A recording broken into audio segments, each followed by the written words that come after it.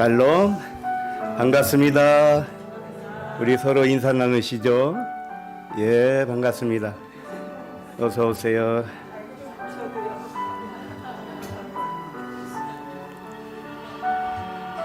멀리 지방이나 해외에 계신 우리 성도님께도 인사를 드립니다. 늘 평안하시길 바랍니다. 예, 기도하겠습니다. 하나님 아버지, 여호와의 이름으로 부르는 자를 오게 하신 아버지 감사합니다. 우리들을 세상에서 하늘로 부르셔서 에클레시아가 되게 하신 은혜를 감사합니다. 우리가 이른 곳은 하늘의 시온산과 살아계신 하나님의 도성인 하늘의 예루살렘이니 우리는 하늘에서 온전하게 된 영으로서 천만 천사들의 회중교회에 있음을 감사합니다. 삼가 말씀하신 일을 거역하지 않으며 경고하신 일을 배반하지 않는 거룩한 나라가 되게 하신 은혜를 감사합니다. 변동되지 않고 흔들리지 않는 나라를 받았으니 하나님을 기쁘시게 섬길 것이 무엇인지 은혜를 받아서 깨닫게 하여 주옵소서. 감사드리며 그리스도 이름으로 기도합니다. 아멘. 오늘 하나님 말씀은 사도행전 4장 13절로 19절입니다.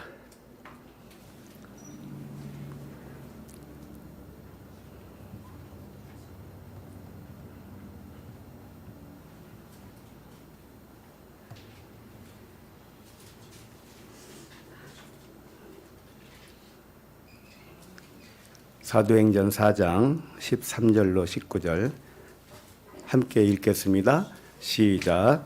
그들이 베드로와 요한이 담대하게 말함을 보고 그들을 본래 학문 없는 범인으로 알았다가 이상히 여기며 또 전에 예수와 함께 있던 줄로 알고 또 병 나은 사람이 그들과 함께 서 있는 것을 보고 비난할 말이 없는지라 명하여 공회에서 나가라 하고 서로 의논하여 이르되 이 사람들을 어떻게 할까? 그들로 말미암아 유명한 표적 나타난 것이 예루살렘에 사는 모든 사람에게 알려졌으니 우리도 부인할 수 없는지라. 이것이 민간에 더 퍼지지 못하게 그들을 위협하여 이후에는 이 이름으로 아무에게도 말하지 말게 하자 하고 그들을 불러 경고하여 도무지 예수의 이름으로 말하지도 말고 가르치지도 말라 하니 베드로와 요한이 대답하여 이르되 하나님 앞에서 너희의 말을 듣는 것이 하나님의 말씀을 듣는 것보다 옳은가 판단하라. 아멘. 사도행전 26번째 말씀, 제목은 사람의 말이 옳은가 하나님의 말씀이 옳은가입니다. 제목은 언제나 본문 말씀을 요약해서 핵심으로 보여줍니다. 시간이 지난 다음에도 제목만 봐도 무슨 말씀이었는가 이렇게 쉽게 기억나게 하기 위해서죠. 사람의 말을 듣는 것이 하나님의 말씀을 듣는 것보다 옳은가 판단하라는 말씀입니다. 하나님의 모든 믿는 분들은 당연히 하나님을 사람의 말보다 옳다고 말씀을 하실 것입니다. 왜냐하면 하나님의 말씀을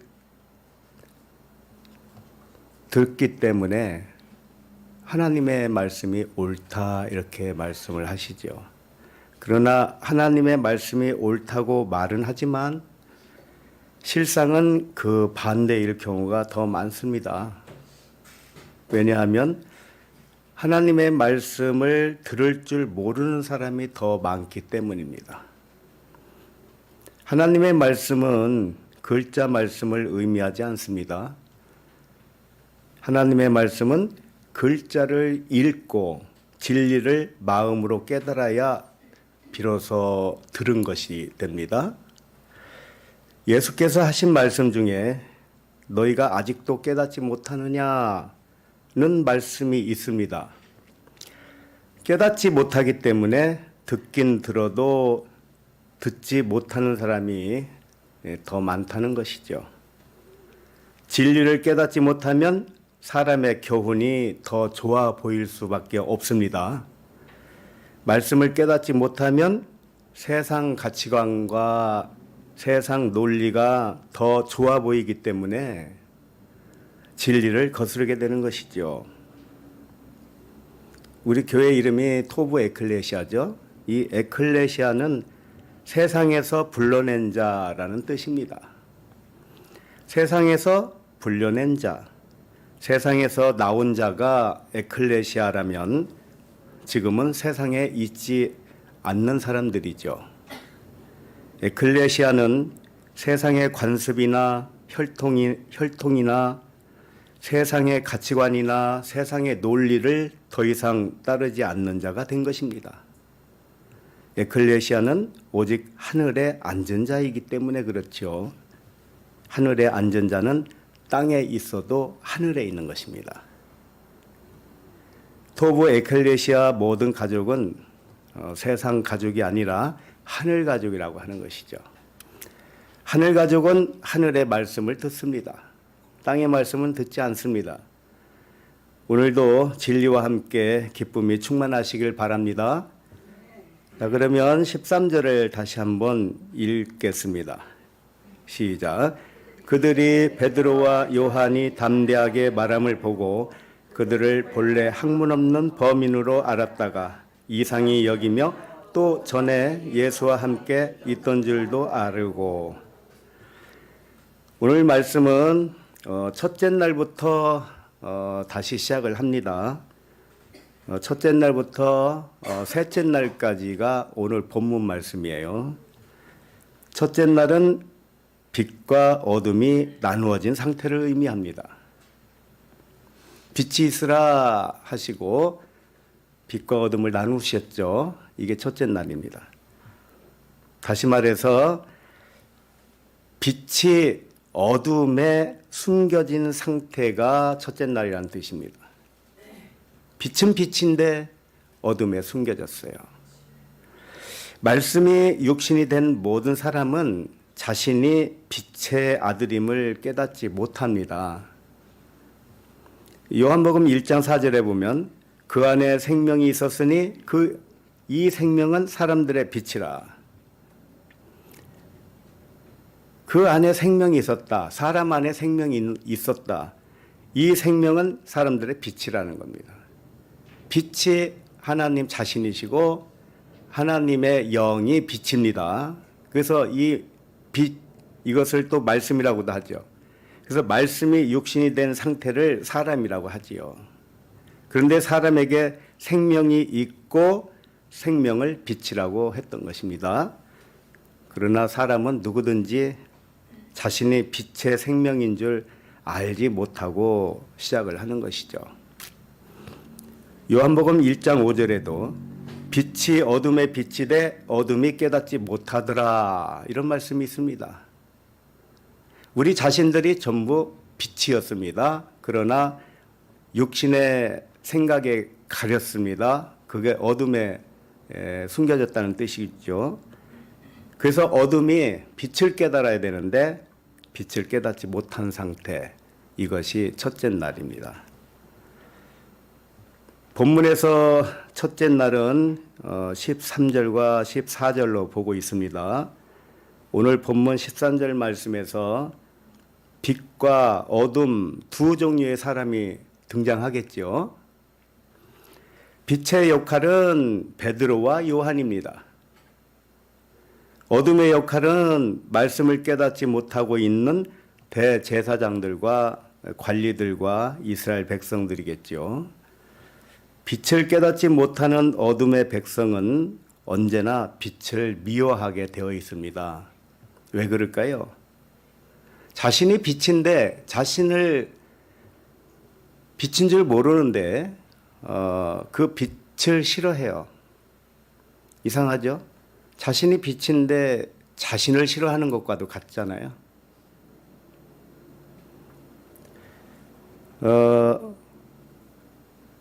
어둠은 빛을 싫어합니다. 왜냐하면 빛이 오면 어둠은 사라지기 때문에. 그래서 사람은 오랜 세월 동안 자기 에고로 살았기 때문에 자기가 에고의 생각이 죽는 것을 두려워하는 겁니다. 너무 오랫동안 그렇게 살아왔기 때문에 하나님이 빛을 비춰주면 싫어해요. 왜냐하면은 그게 하나님이 빛을 비춰줬을 때 그게 복인데 복을 발로 차는 겁니다. 왜? 자기 에고를 놓기 싫거든요. 자기 생각을 놓기 싫거든요. 밤을 좋아하는 그 박쥐는 항상 캄캄한 어둠 속에 사는데 빛을 싫어하지요. 빛을 동굴에 쫙 비치면 박쥐들이 가만히 있질 못하죠. 왜냐하면 빛은 하늘나라이고 어둠은 세상 나라이기도 합니다. 그래서 세상을 떠나서 하늘에서 살기를 원하시는데 사람은 하늘에서 살기 싫어하는 겁니다. 왜? 여기가 좋으니까요. 13절을 보시면 그들이 베드로와 요한이 담대하게 말함을 보고, 이 담대하게 말한다가 어떻게 하는 것이 담대할까요? 이 파르레시아라는 단어인데요. 이 파스와 흐레우가 합성어가 됐어요. 이게 무슨 뜻이냐면 직역을 하면 모든 것을 깨달아서 말한다, 이렇게 할 수가 있습니다. 그러니까 담대하게 말한다, 기탄 없이 말한다, 막힘없이 말한다. 이것은 왜 그렇게 표현할 수 있느냐? 모든 것을 깨달았기 때문에 할 수 있다, 그런 말이죠. 진리의 모든 것을 깨달아서 말하면 숨김이 없습니다. 왜? 비밀을 깨달아서 말하는데 숨기면 안 되잖아요. 숨김없이 말하게 되고 기탄 없이 말하게 되는 것입니다. 사람 눈치 보지 않고 담대하게 말하는 것이죠. 베드로와 요한의 말을 듣는 사람들이 생각하기를 어찌하여 저들이 막힘없이 말을 할까? 이렇게 생각을 했었지요. 저들은 본래 학문 없는 범인이 아니었나? 참으로 이상하다고 생각을 했던 것입니다. 베드로와 요한을 보니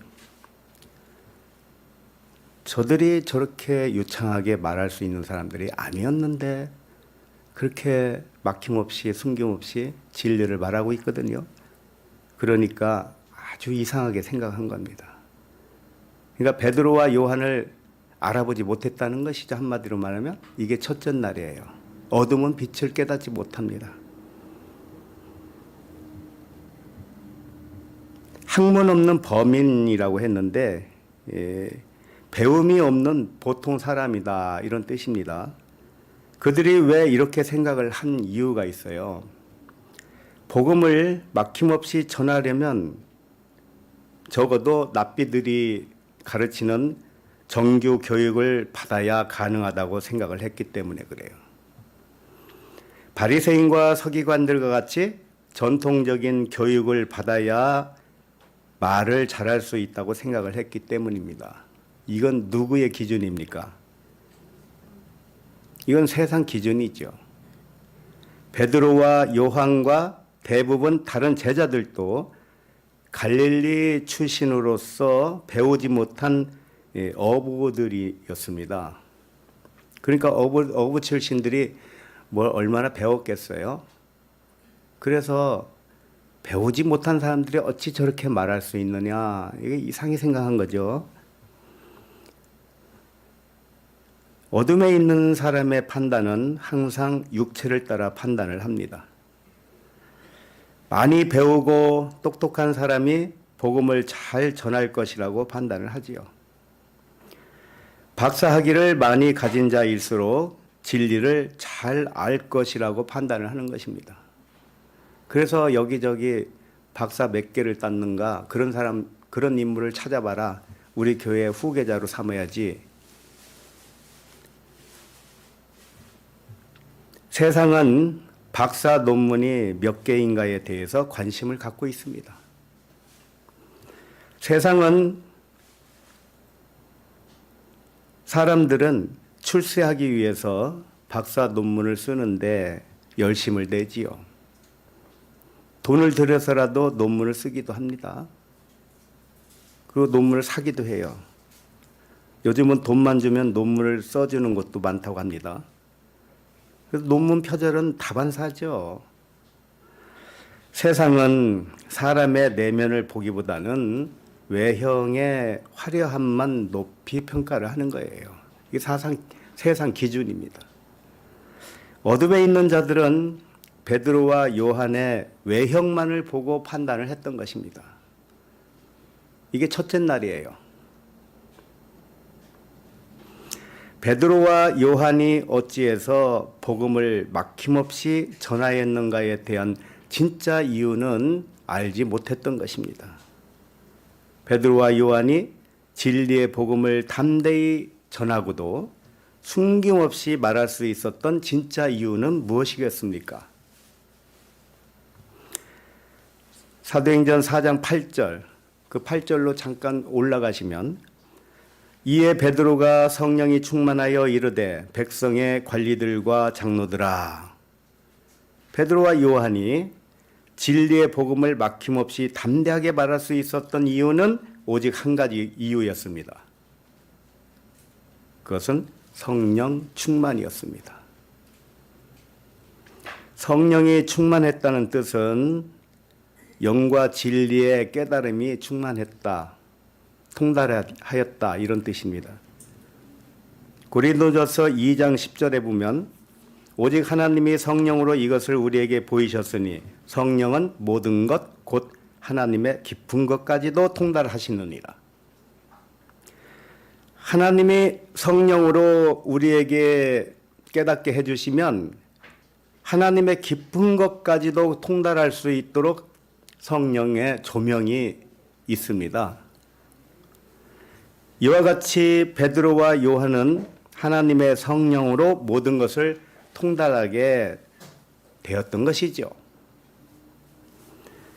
갈라디아서 1장 12절에 보면 이는 내가 사람에게서 받은 것도 아니요 배운 것도 아니요 오직 예수 그리스도의 계시로 말미암은 것이라 이런 말씀이 있습니다.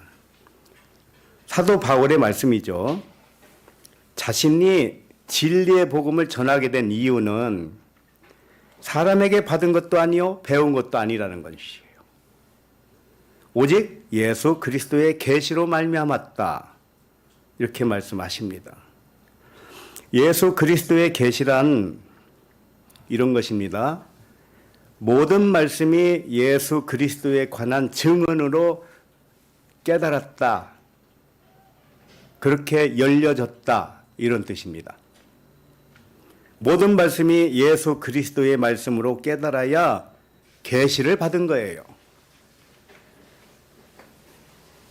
예수 그리스도는 나와 하나이기 때문에 모든 말씀이 나에 대한 증언으로 깨달아야 계시로 깨달은 것입니다. 아무거나 열렸다고 해서 계시가 아니에요. 자기 착각일 수가 있습니다. 계시로 깨달았다는 것은 뭐냐? 모든 말씀이 예수 그리스도로 모아졌다는 것을 깨달은 거예요. 모든 말씀이 모세오경부터 시작해서 선지자의 글, 시편의 글, 이 신약 성경의 글이 전부 예수 그리스도에 관한 증언이었다, 이렇게 깨닫는 것이 계시로 깨달은 것입니다. 그리고 한 걸음 나아가서 그 예수 그리스도는 나와 하나이기 때문에 나에 관한 증언이었구나, 이렇게 깨닫는 것입니다. 그렇지 깨닫지 않는 것은 전부 가짜예요. 그러나 한 가지 주의할 점이 있습니다. 계시로 깨달아야 진짜라면 사람에게 배우면 안 된다는 생각을 할 수도 있어요. 그래서 성경 읽는 것도 집어치우고 기도하는 것도 집어치웁니다. 계시만 받으면 되겠구나. 바울이 말했잖아. 사람에게 받은 것도 아니요 사람에게 배운 것도 아니라고 그랬는데. 그럼 우리도 마찬가지 그렇게 해야 되겠잖아요. 근데 그런 말씀이 아니에요. 예수님이 이런 말씀하셨어요. 때가 되면 내가 한 말이 기억나리라 그랬어요. 내가 너희들에게 한 말이 생각나리라 그랬습니다. 그게 무슨 뜻입니까? 이미 3년 6개월 동안 예수님을 통해서 들은 제자들이 예수님의 말씀이 무슨 말씀인지 깨닫지를 못했어요. 그러다가 때가 되면 성령께서 너희들 마음을 열어줄 때가 올 것이다. 계시로서 내가 이런 말이 무슨 말인지를 깨닫게 될 것이다. 그걸 말씀하신 거예요. 그러니까 배우지 않고 될 수가 있습니까? 일단은 배운 것이 있어야 그것이 깨달아질 때 이제 진짜가 되는 것이죠. 근데 배운 적도 없고 들은 적도 없는데 어떻게 깨달아요? 요술방망이 같은 생각을 가지면 안 돼요. 이스라엘 사람들은 기본적으로 어려서부터 율법을 배워서 율법을 잘 알아요. 제자들도 갈릴리 출신이기는 해도요, 어렸을 때부터 율법을 배우는 건 다 의무사항이었어요. 그래서 정기적인 학교를 다녀도 안 다녀도 별 차이가 없을 정도로 이 말씀을 잘 안다고요. 이 토라를 잘 안다고요. 제자들이 또 그것뿐입니까? 예수님과 3년 이상 말씀을 듣고 배웠습니다. 배우는 것은 반드시 필요한 것이에요. 그러나 배운 것이 성령의 계시로 열려야 진리를 알게 되는 것입니다. 신학박사 학위를 가지고 있다 해도 계시로 열리지 않으면 복음을 전할 수 없는 것입니다. 다른 복음을 전하게 되는 것이죠. 그러므로 본문에 나오는 대제사장이나 관리들이 베드로와 요한에게서 놓친 것은 성령의 충만함이었어요. 그걸 못 봤던 거예요. 왜냐하면 성령 충만은 내면의 일이고 공부한 것은, 학문을 배운 것은 외적인 외형의 일이에요. 사람은 외형은 알아도 내면은 모릅니다.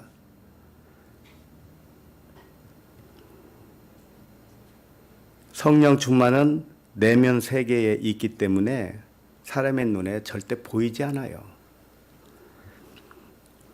13절을 끝에 보시면 또 전에 예수와 함께 있던 줄도 알고 이 말씀이 있죠. 어둠에 있는 대제사장들과 관리들은 베드로와 요한의 성령 충만의 내면을 볼 줄 모릅니다. 그러나 한 가지 안 것이 있어요. 그것이 제자들이 예수와 함께 있었다는 거예요.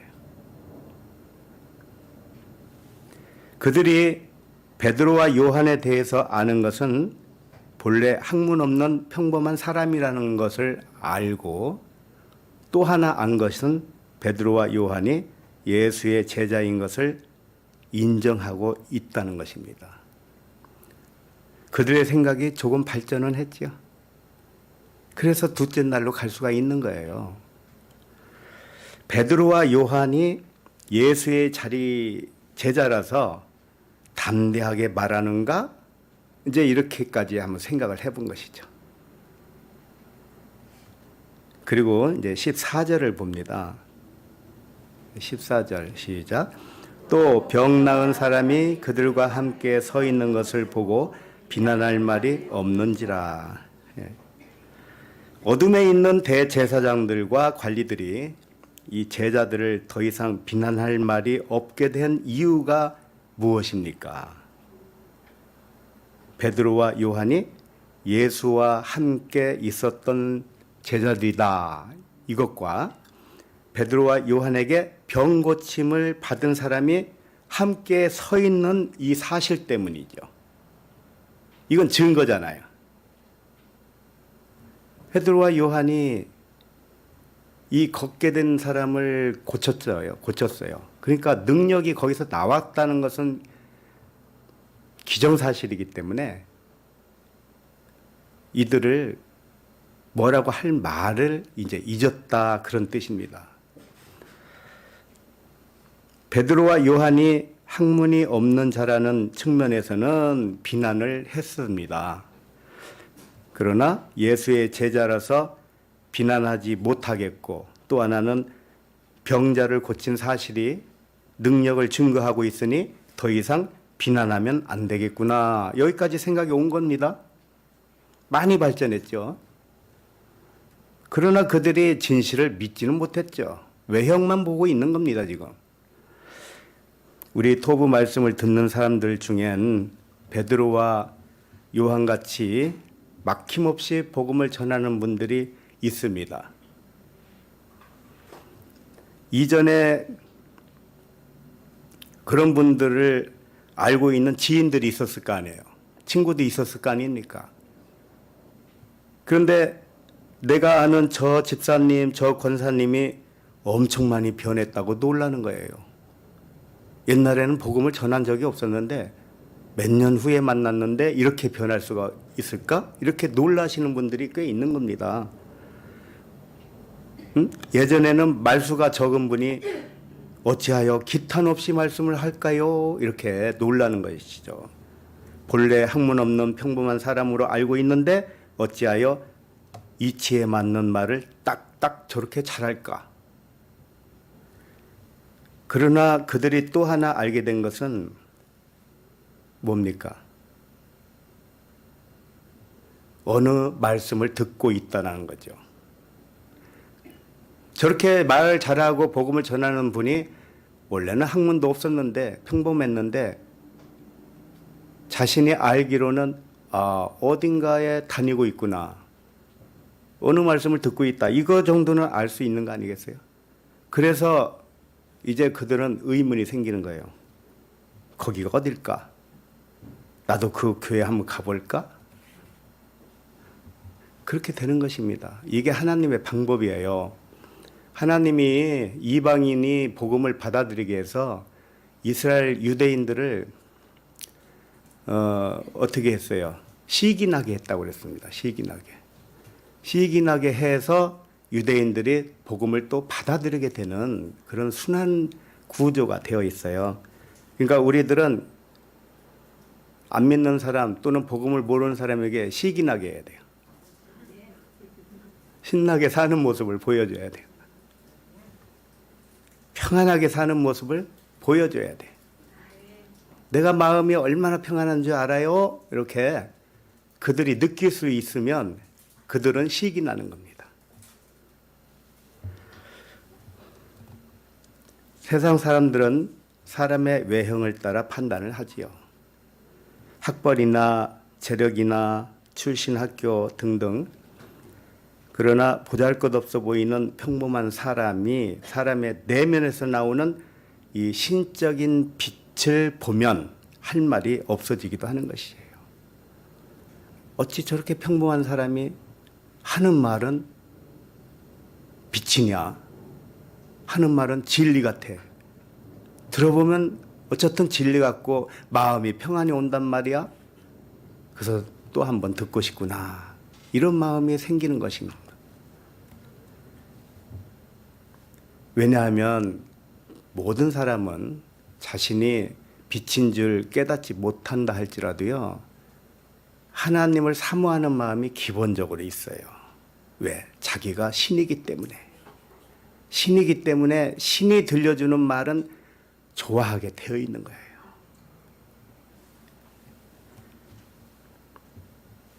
그러므로 세상을 다스리는 자는 누가 세상을 다스릴까요? 학문이 많은 사람이 다스릴까요? 그렇지 않습니다. 영적으로 깨어난 사람이 세상을 다스리는 거예요. 영적으로 깨어난 사람이 무슨 국회의원이나 지자체 단체장이 되어서 다스린다는 그런 뜻이 아닙니다. 영적으로 깨어난 하나님의 아들들은 생각으로 다스리게 되어 있어요. 의식으로 다스리게 되어 있어요. 의식이 세상을 천국으로 구원시키는 겁니다. 네.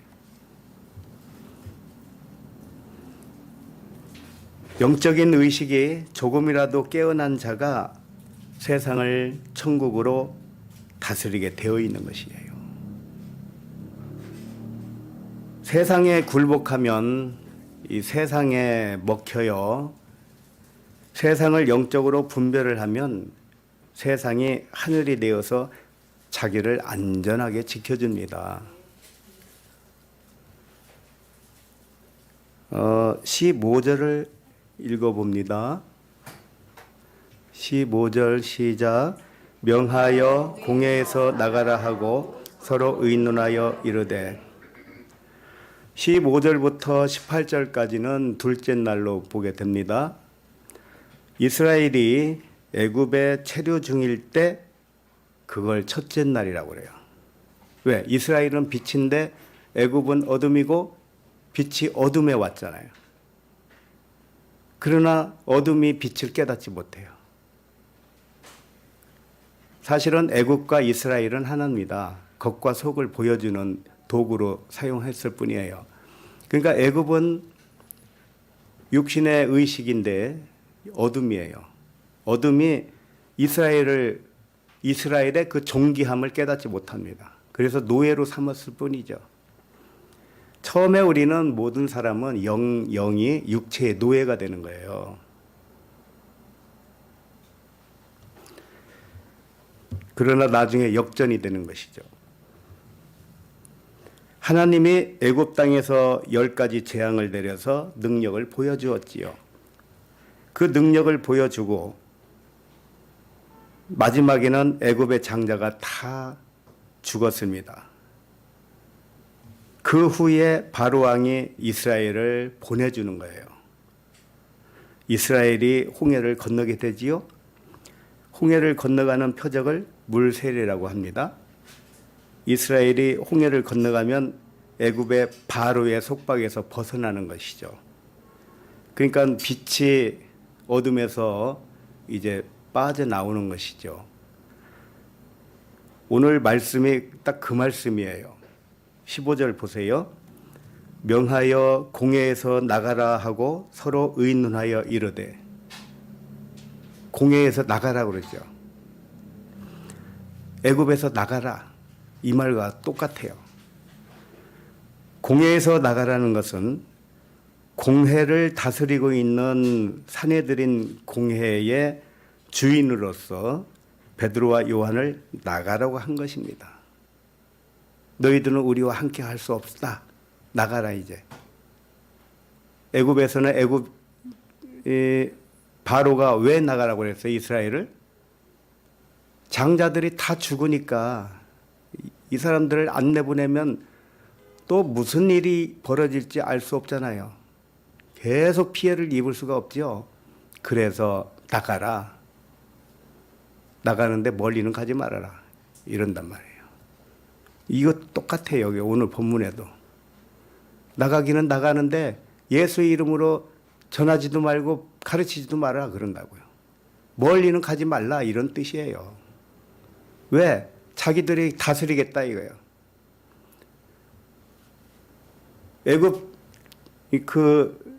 애굽에 있는 바로가 이스라엘을 내보낼 때 완전히 자기 손아귀에서 보내고 싶지는 않는 겁니다. 그러니까 멀리 가지 말라는 거예요. 언젠가는 다시 돌아와야 된다. 자기 수중에 계속 있어야 된다. 여기에 있는 대제사장들도 똑같은 말을 한 겁니다. 베드로, 요하나 너희들이 나가기는 하지만 예수의 이름으로 전하거나 가르치지 말아라. 왜? 우리가 너를 관리할 테니까 너는 나의 명령에 따라야지. 이렇게 되는 것이죠.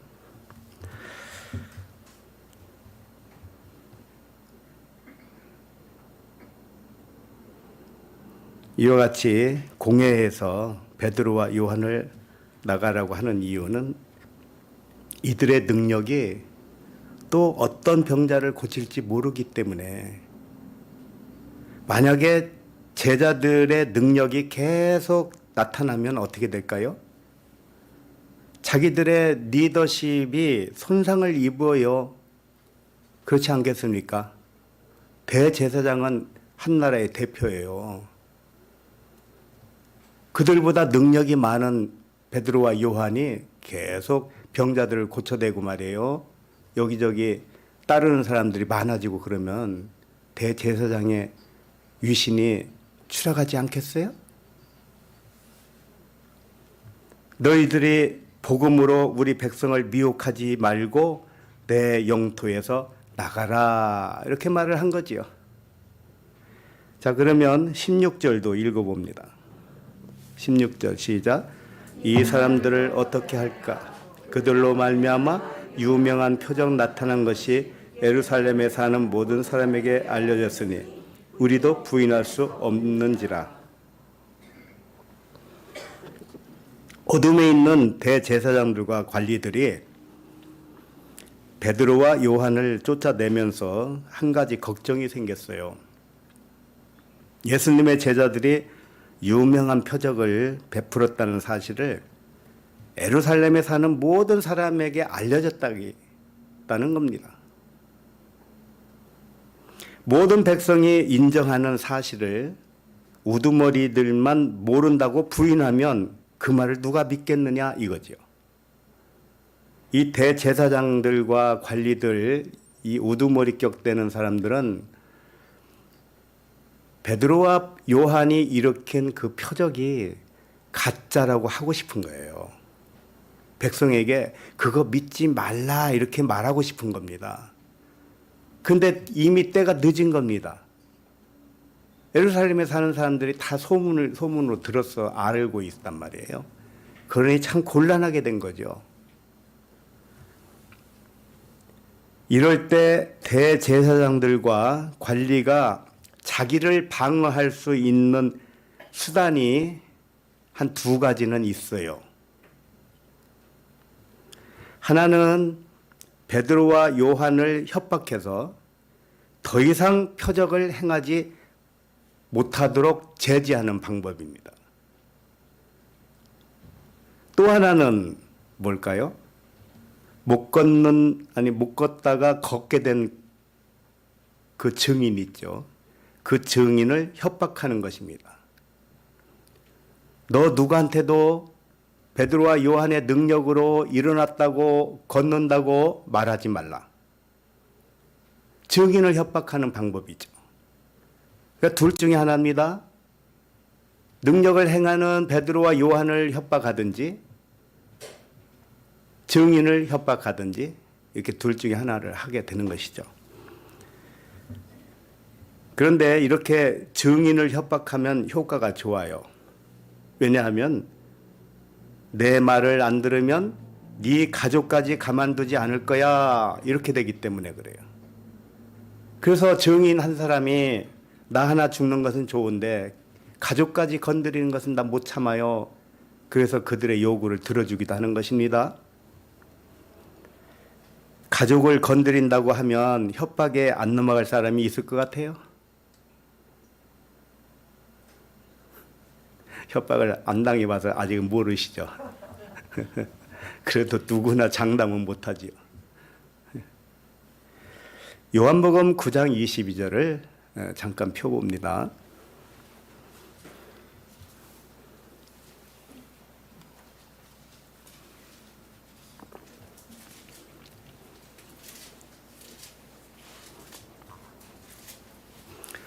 요한복음 9장 22절 이쪽에는 무슨 말이냐면은 나면서부터 맹인이 있었어요.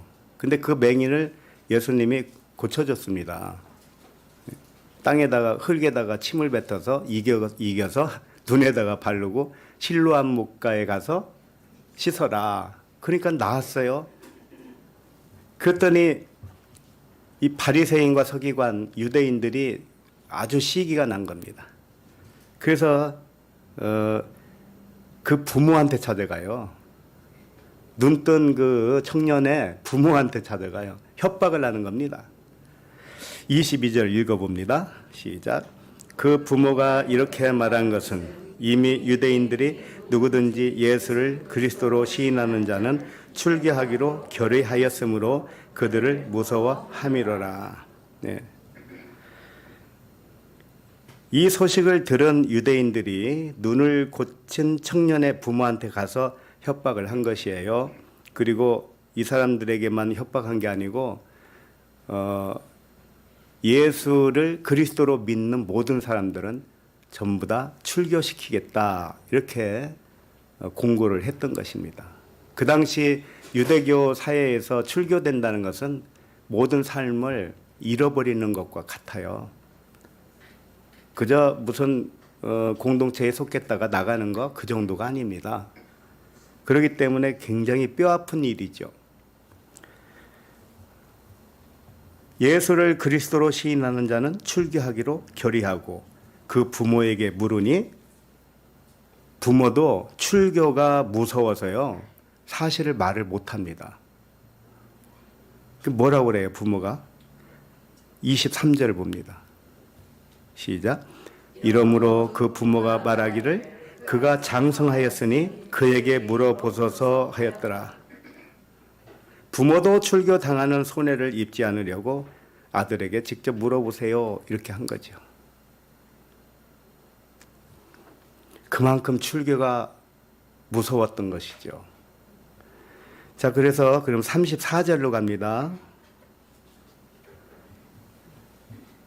이 협박하던 이들이 드디어 그 눈뜬 청년에게 찾아갑니다. 찾아가서 이런저런 이야기를 하는데 눈뜬 청년이 오히려 그들을 교육하고 있었습니다. 그래서 34절을 읽어봅니다. 그들이 대답하여 이르되 내가 온전히 죄 가운데 나서 우리를 가르치느냐 하고 이에 쫓아내어 보내니라. 이렇게 영적으로 눈을 뜨면 바리새인과 서기관들, 대제사장들보다도 훨씬 진리를 아는 사람이 된 것이에요. 그래서 그들과도 대화를 못해요. 못 알아듣기 때문에. 세상 학문에는 높을지 모르지만 이 평범한 눈뜬 이 장님, 이 청년이 훨씬 더 영적으로 높아요. 그러니까 이들이 이제 화가 난 겁니다. 괜히 혹 때려갔다가 이 청년에게 혹 붙이게 된 것이에요. 그러니까 할 수 있는 건 뭡니까? 자기네들 권력을 행사할 수밖에 없죠. 그래서 네가 우리를 가르치려고 하느냐? 그리고 나서 쫓아냈어요. 출교시켰다 이 말씀입니다. 이렇게 믿는 사람은 세상에서는 손해볼 수가 있어요. 세상에서는 우리는 떠난 존재이기 때문에 세상에서는 기득권도 없고요. 세상에서는 그렇게 얻을 게 많지 않습니다. 우리는 하늘의 것이 더 귀하기 때문에 하늘의 것을 얻기에 노력을 하는 것이지 세상은 우리를 미워하기 때문에 함께 살기가 참 어려워요. 유대인들이 이 눈뜬 청년에게 찾아가서 너 사실대로 말해라 이렇게 했던 것이죠. 네가 눈뜬 것이 예수의 능력으로 된 거 아니지? 우리가 하는 말이 무엇인지 이해하고 있지? 만약에 예수가 그리스도의 능력으로 너의 눈을 뜨게 했다고 말하면 너 출교 당하는 거 알지? 이렇게 협박을 했던 것이죠. 그러니 지금부터는 위증을 해서라도 너와 내 가족을 지켜라. 이렇게 하는 것이죠. 그러나 그 청년은 그들의 협박에 조금도 타협하지 않았습니다. 오히려 이렇게 말한 거예요. 당신들은 참으로 한심하군요. 그리스도가 아니면 나면서 맹인된 나의 눈을 뜨게 할 수 있는 자가 또 누가 있다요? 전라도 버전이 나왔네. 이와 같이 베드로와 요한의 표적이 자기들의 권력에 타격을 줄 것을 그들은 알았던 것입니다. 그래서 베드로와 요한을 나가라 그런 거예요. 그러면서 한편으로는 걱정이 되는 거죠. 온 백성이 다 알고 있는 것을 어찌 손바닥으로 하늘을 가릴 수가 있느냐. 그들은 걱정이 태산이죠. 자, 17절을 읽습니다. 시작. 이것이 민간에 더 퍼지지 못하게 그들을 위협하여 이후에는 이 이름으로 아무에게도 말하지 말게 하자 하고. 네, 이 제사장들과 관리들은, 이 우두머리들은 생각이 어디로 가 있는가 하면은 세상에 가 있어요. 항상 자기네들 권력 유지에만 관심이 있는 것이죠. 그래서 위협을 한 겁니다. 베드로와 요한을 위협한 거예요. 이후에는 이 이름으로 아무에게도 말하지 말라, 이렇게 한 것이죠. 만약에 우리가 베드로와 요한의 상황과 똑같다면 어떻게 하실 거예요? 협박하고 가족까지 건들 것 같고,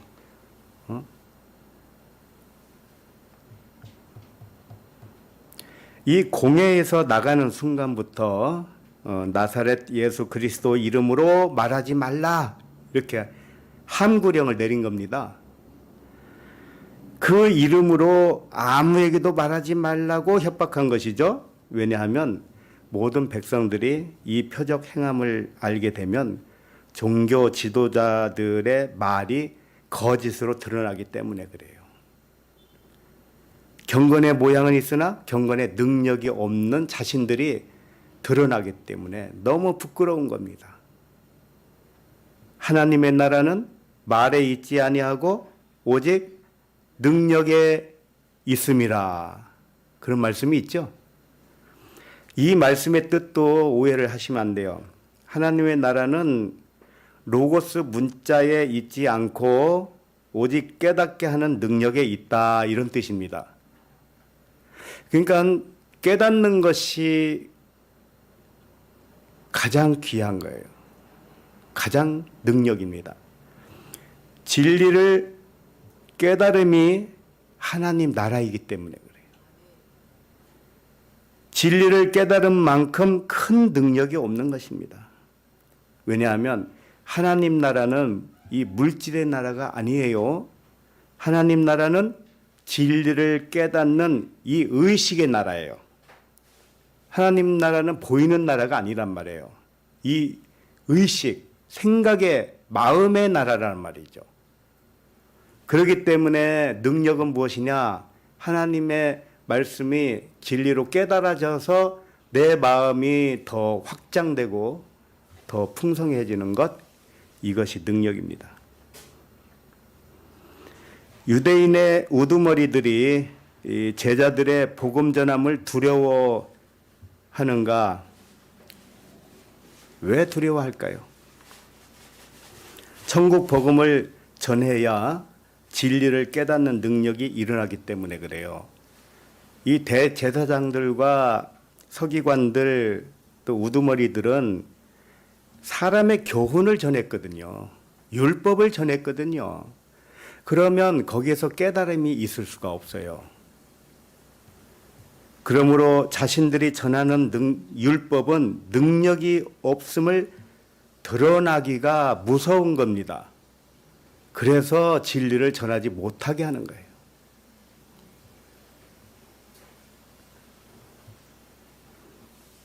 유튜브에서도요, 이 말씀을 듣는 사람 중에는 댓글을 다는 사람들이 초창기서부터 계속 있어 왔어요. 그런데 좋은 댓글을 달면은 얼마 좋아요. 응원하는 댓글을 달면 얼마 좋습니까만 트집을 잡죠. 왜? 자기가 깨닫지 못했으니까. 그리고 자기가 지금까지 수십 년 알아왔던 것이 와르르 무너지기가 싫은 겁니다. 자기 주장이 옳다고 하고 싶은 거예요. 근데 잘 생각해 보세요.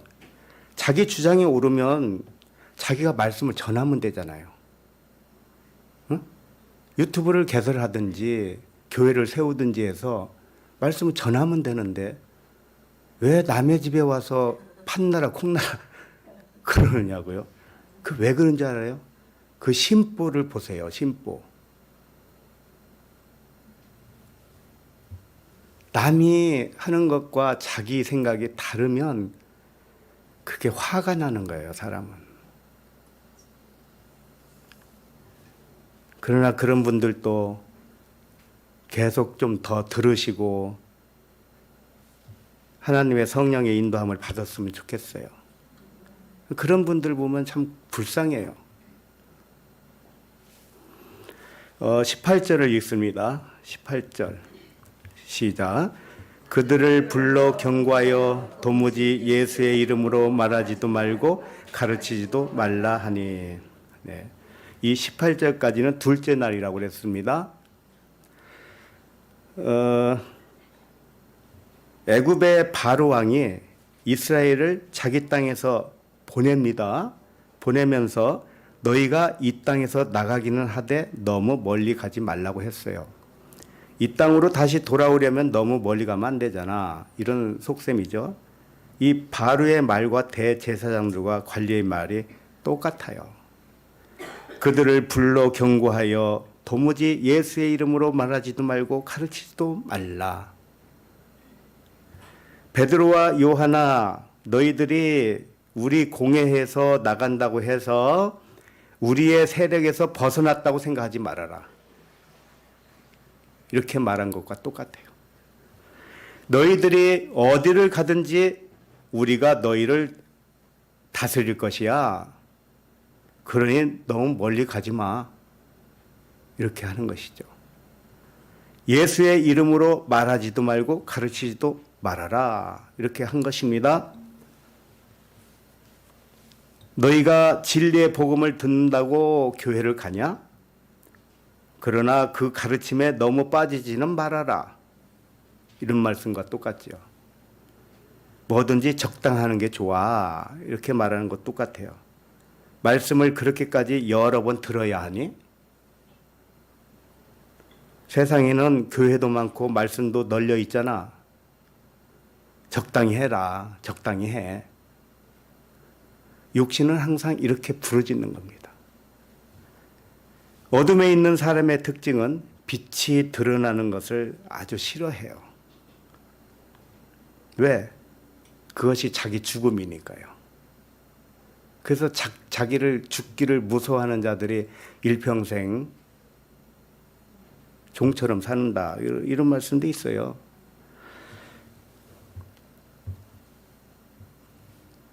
이들이 진짜로 싫어하는 것이 예수의 이름으로 전하는 것일까요? 지금 예수의 이름으로 전하지도 말고 가르치지도 말라고 했어요. 그럼 이들이 예수의 이름을 언급하면 안 되고 예수의 이름은 딱 빼고 복음을 전해도 된다는 말일까요? 이게 단순히 그런 말이 아니에요. 복음을 전하는 사람의 이름이 예수로서 전하는 것을 싫어하는 것입니다. 베드로와 요한이 자기들의 이름이 예수와 하나라는 것을 전하는 것, 이것이 싫은 거예요. 오늘날도 마찬가지입니다. 오늘날도 예수의 이름을 전하는 것 누가 싫어합니까? 얼마나 싫어해요? 그거 아니에요. 복음을 전하는 사람의 이름이 예수로서 전하는 것을 싫어하는 것이죠. 나면서 못 걷는 자가 걷게 된 이유가 뭐였습니까? 나사렛 예수 그리스도를 자기 이름으로 믿어서 걷게 된 겁니다. 우리가 수차례 이것은 확인해 본 바 있어요. 그러니 예수를 전한다고 해도 좋다 이거입니다. 예수 믿고 천당 가라고 해도 좋은 거예요. 그것은 허용하겠다는 겁니다. 예수 믿고 복 받으라고 해도 다 좋다 이겁니다. 그러나 오직 한 가지만 안 된다. 그게 무엇이냐? 그것은 너의 이름이 예수와 같은 이름이라고 말하지는 말고 가르치지도 말라 이겁니다. 오늘날 교회가 뭘 가르치는지 알아요? 자기의 이름이 다 예수와 하나라고 가르쳤습니까? 그리스도와 하나라고 가르쳤습니까? 그러니까 예수를 전하든 그리스도를 전하든 다 좋은데 너 자신이 그리스도와 하나의 이름을 가졌다 이렇게 말하거나 가르치지는 말라 이랬던 겁니다. 이게 가장 치명타이기 때문에 그래요. 지구촌의 많은 교회가 저들의 요구대로 하고 있어요. 사실은 지구촌의 교회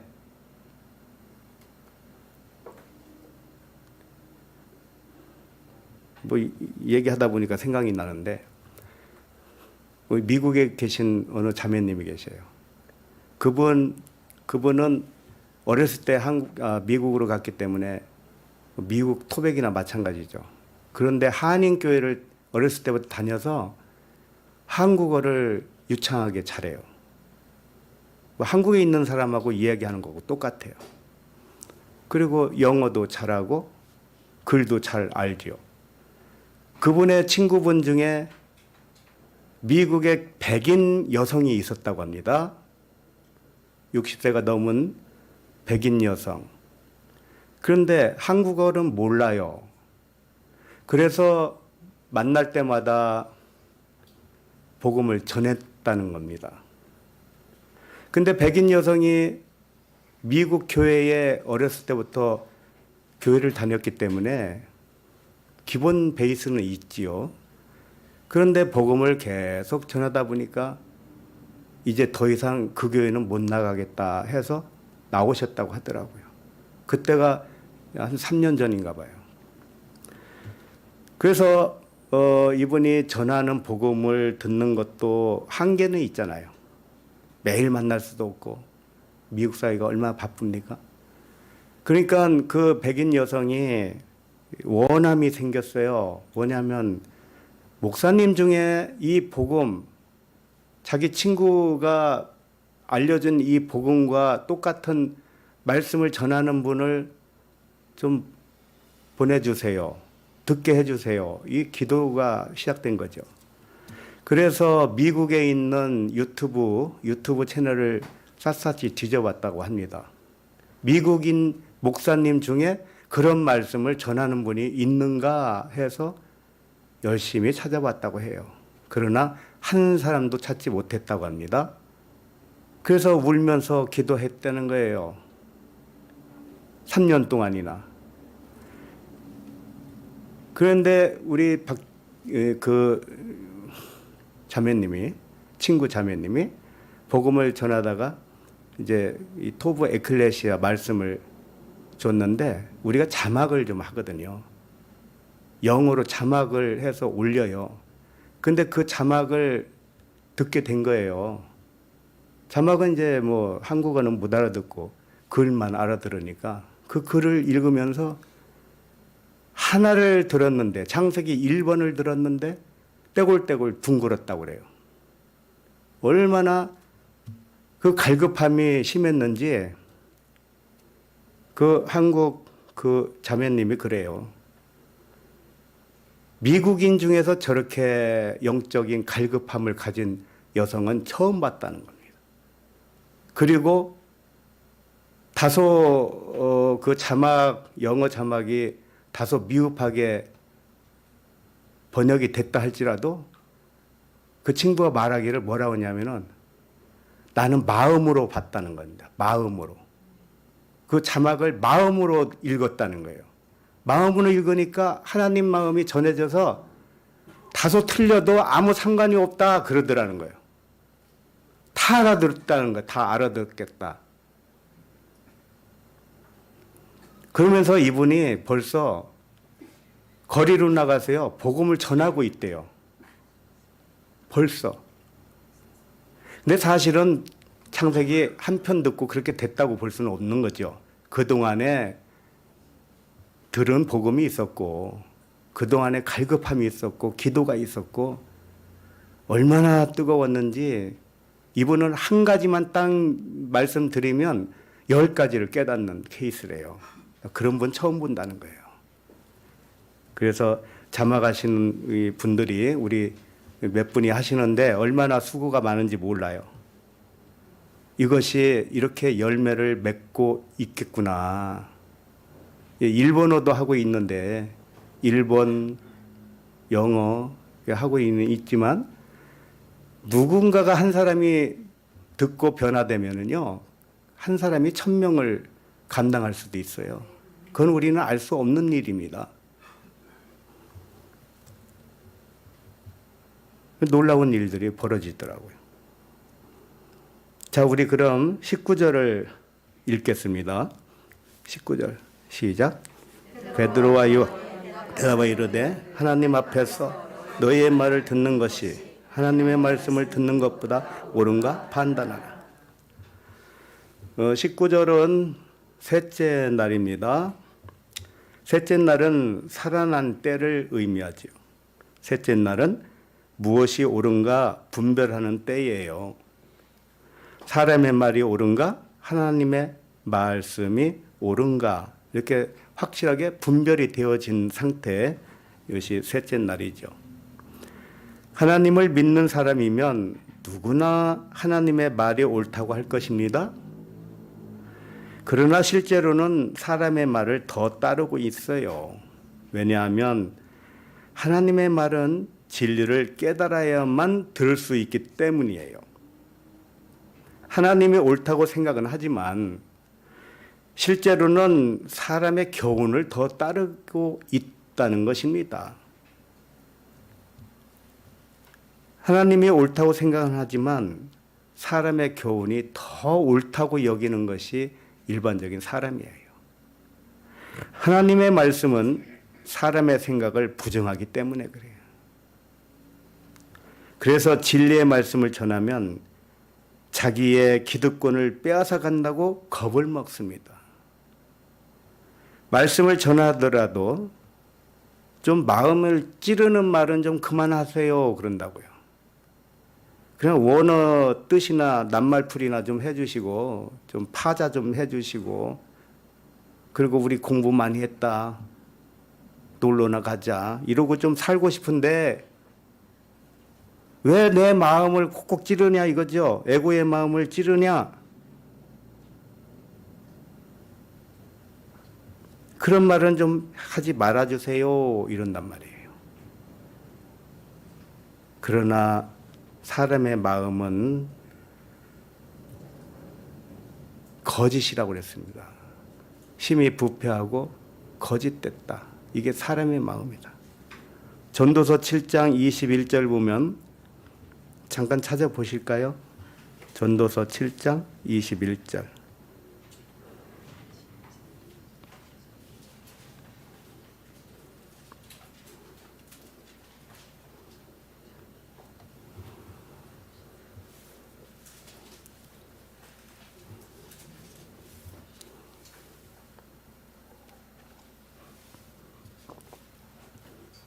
시작. 또한 사람들이 하는 모든 말에 내 마음을 두지 말라. 그리하면 내 종이 너를 저주하는 것을 듣지 아니하리라.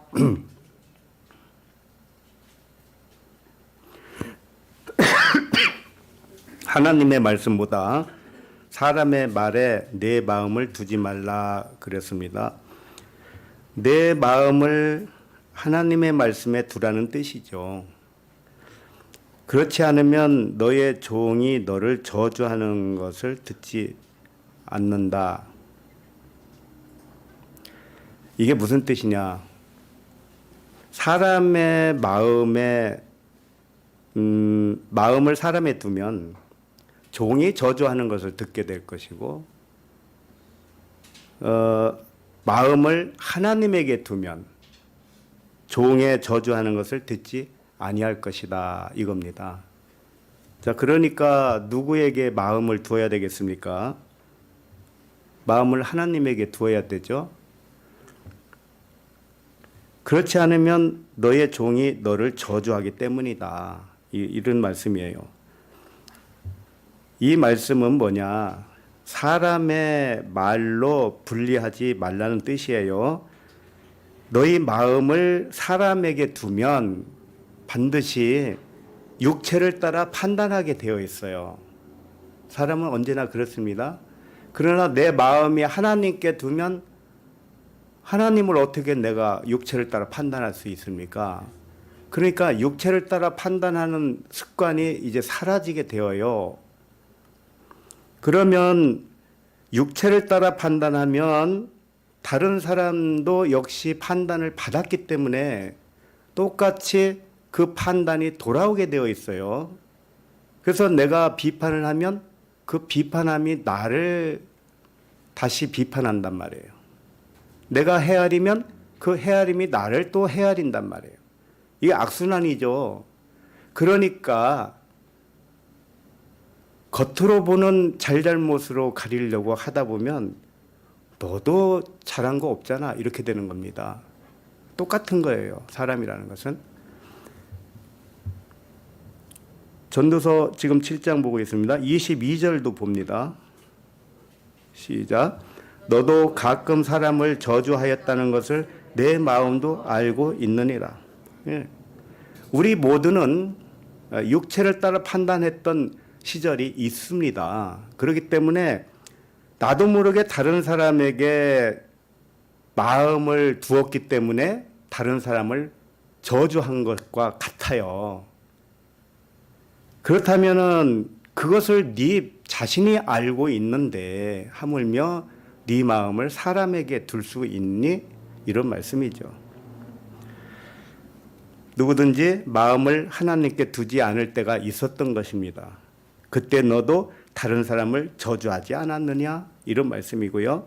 그러니 앞으로는 사람을 육체를 따라 판단하여 저주하지 말라. 남을 비판함으로 비판을 당할 것이요. 남을 헤아림으로 너도 헤아림을 당할 것이다. 자, 이 말씀과 똑같은 거죠. 그래서 사람의 마음은 믿을 수가 없는 거예요. 그러니까 우리들은 전부 하나님에게만 마음을 두어야 되는 것입니다. 자, 갈라디아서 1장 10절도 잠깐 봅니다.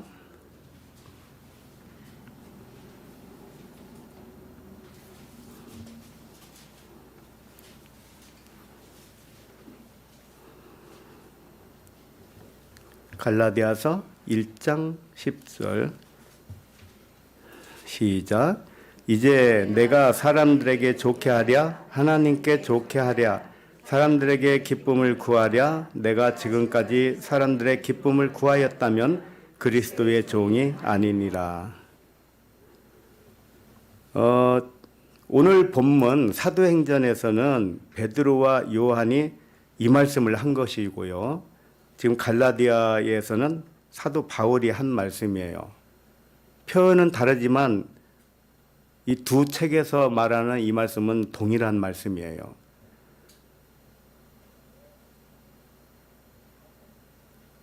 바울이 사람에게 좋게 하랴 하나님께 좋게 하랴. 베드로와 요한은 뭐라고 했습니까? 사람 말을 듣는 것보다 사람 말을 듣는 게 좋겠냐? 하나님의 말씀을 듣는 게 옳으냐? 옳고 그름 이야기를 한 것이죠. 바울은 이렇게 자신이 하나님을 좋게 하고 하나님만 기쁘게 한다는 근거가 있어요. 누구든지 사람이 무슨 저 사람이 진짜 말을 하는 것인지 진리를 말하는 것인지 어떻게 알겠습니까? 그것은 쌍방이 성령 충만해야만이 알 수가 있어요. 이 바울이 이런 말을 했어요. 나도 또한 하나님의 영을 받은 줄로 생각하노라. 이 말이 있습니다. 바울이 고린도의 성도들에게 시집 장가가는 문제를 쭉 말씀을 했어요. 장가가도 죄짓지 아니하고 장가 안 가도 죄짓는 것이 아니다. 갈렸으면 그대로 살든지 갈리지 않았으면 또 그대로 살든지 그러나 내 생각은 장가가고 시집가지 않는 게 더 좋다. 이런 말을 했습니다. 그러면 사람의 말과 같습니까 그것이? 사람들은 시집 장가를 보내는 게 목적이잖아요. 근데 바울이 뭐라고 그래요? 시집 장가 가면 하나님 섬기는 거 소홀히 하잖아. 이런 말을 했다니까요. 그러면서 혼자 사는 게 더 좋다 이랬다니까요. 그럼 사람 생각은 뭐라고 하겠어요? 그럼 지구에 인구가 줄 텐데요? 이런 걱정을 할 거 아닙니까? 근데 바울이 그 말을 하고 나서 뭐라고 했냐면은 나도 또한 하나님의 영을 받은 줄로 생각하노라 그랬어요. 자기가 허튼 얘기를 하는 것 같으니까 이 말을 덧붙이는 겁니다.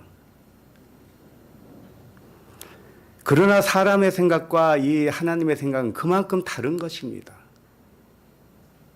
사람의 가치관과 하나님의 가치관은 그와같이 달라요. 왜?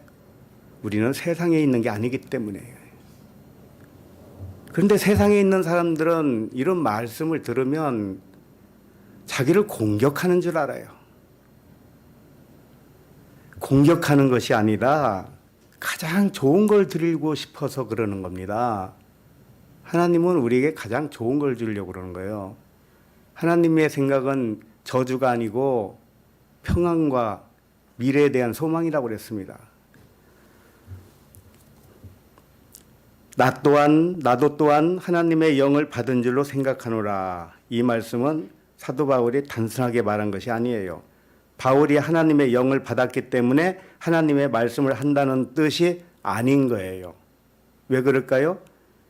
하나님의 영은 누구나 이미 받은 상태입니다. 근데 그 똑같은 말을 했겠습니까?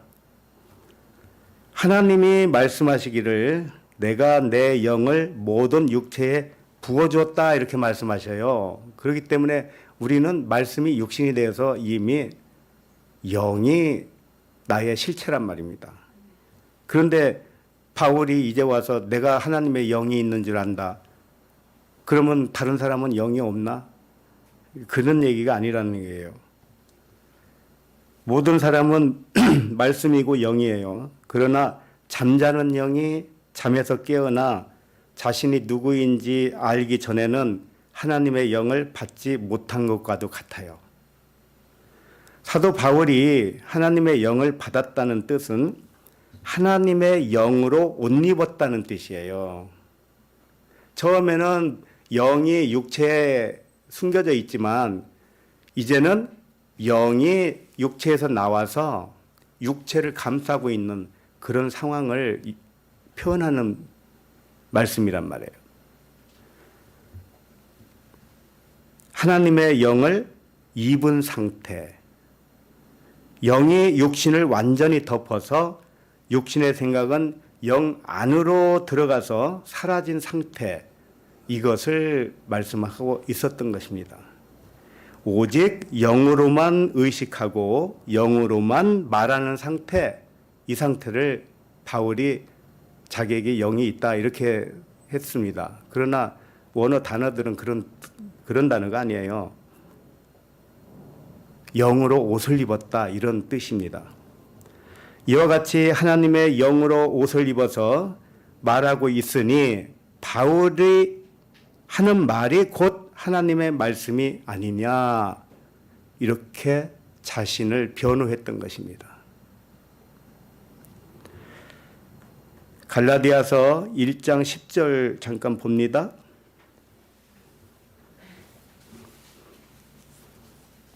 이제 내가 사람들에게 좋게 하랴. 아까 이거 봤던 데예요.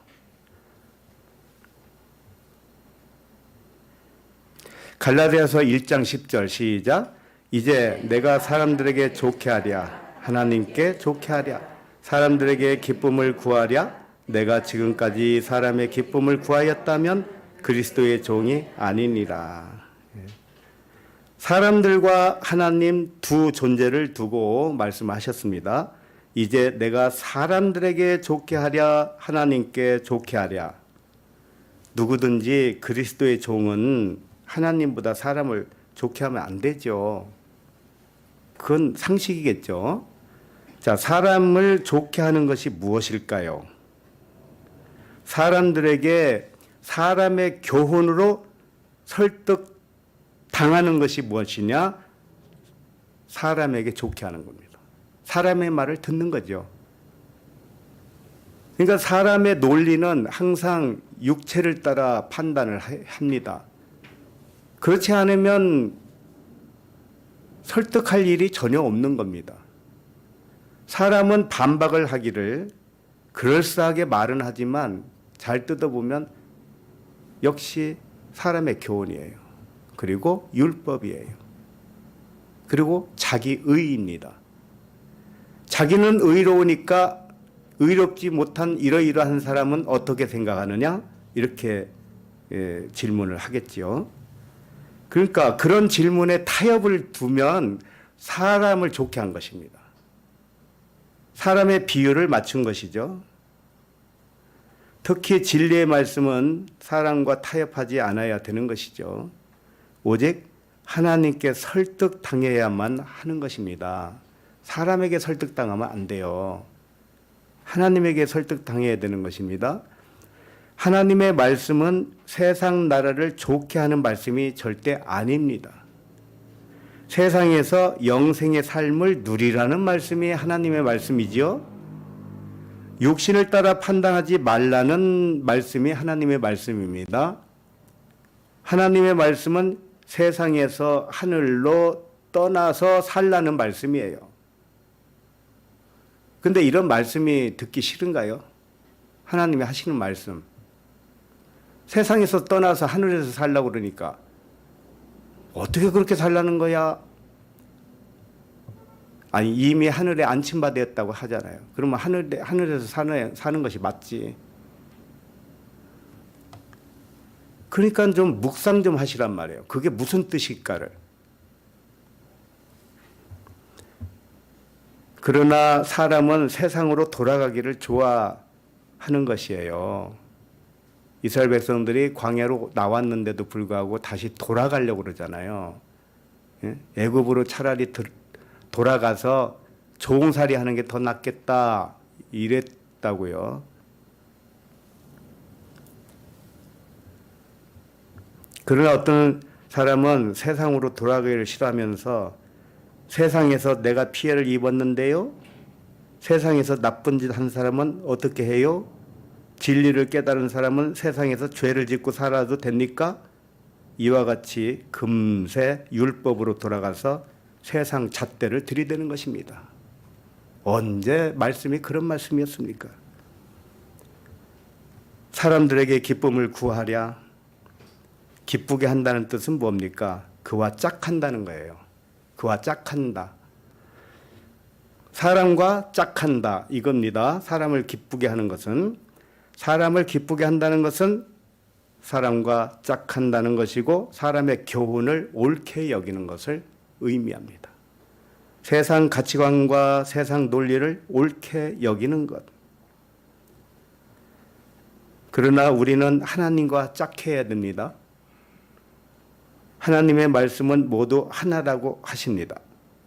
그 말씀에 100% 신뢰를 가져야 되지 않겠습니까? 죄란 무엇이냐? 분리하는 의식만 죄라고 했습니다. 그런데 다른 죄를 죄라고 생각하는 순간 그건 다시 옛날로 돌아간 거죠. 이것과 저것을 분리하고 이 편과 저 편을 분리하고 이게 죄입니다. 분리의식은 날카로운 칼과 창을 들고 있는 것과 같아요. 하나님은 어린아이가 날카로운 칼과 창을 들고 있는 것을 내려놓게 하려고 애를 쓰시는 분입니다. 하나님의 말씀은 칼과 창 같은 그 무기를 다 녹여라. 무기를 녹여서 무엇을 만들까? 연장을 만들어라. 농부가 쓰는 연장을 만들어서 밭갈이를 해라. 이렇게 말씀하시는 겁니다. 서로 대립이 아니라 다 같이 밭을 가꾸는 농부가 되기를 바라는 겁니다. 마음의 밭을 갈아엎어서 공격성이 사라지고 성령의 열매가 주렁주렁 열리도록 해라. 이게 하나님의 마음이에요. 그리고 그 말 끝에 내가 지금까지 사람들의 기쁨을 구하였다면 그리스도의 종이 아니니라 이랬습니다. 그리스도의 종이 뭘까요? 그리스도의 종이란 사람의 몸을 가진 그리스도라는 뜻이에요. 사람의 모양을 가진 그리스도를 그리스도의 종이라고 하는 것입니다. 그러면 우리들이 누굽니까? 그리스도의 종입니다. 우리 모두가 그리스도의 종이에요. 그리스도의 종은 사람을 좋게 하지 않고 오직 하나님만 좋게 하는 것입니다. 그리스도의 종은 사람을 기쁘게 하지 않습니다. 오직 하나님만 기쁘게 합니다. 자, 우리 토부 가족은 모두 그리스도의 종이 되시기를 축원합니다. 기도하겠습니다. 하나님 아버지, 사람을 좋게 하지 아니하고 오직 하나님을 좋게 하는 그리스도의 종이 되게 하신 은혜를 감사합니다. 사람을 기쁘게 하지 않고 오직 하나님을 기쁘게 하는 그리스도의 종이 되게 하심을 감사합니다. 사람의 말을 옳다 하지 않게 하시고 오직 하나님의 말씀을 옳게 분별하는 우리 토부 가족이 되게 하심을 감사합니다. 그리스도 이름으로 기도합니다. 아멘.